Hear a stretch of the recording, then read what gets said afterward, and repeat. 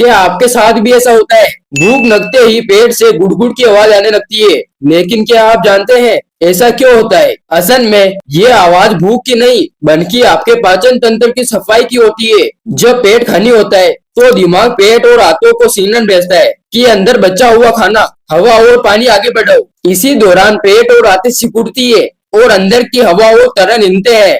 यही मिलकर गुड़गुड़ की आवाज बनाते हैं। खास बात यह है, खाली पेट में ये आवाज ज्यादा सुनाई देती है क्योंकि खाना आवाज को दबा नहीं पाता। तो अगली बार पेट गुड़गुड़ करे, समझ जाइए आपका शरीर कह रहा है अब कुछ खाने का टाइम हो गया।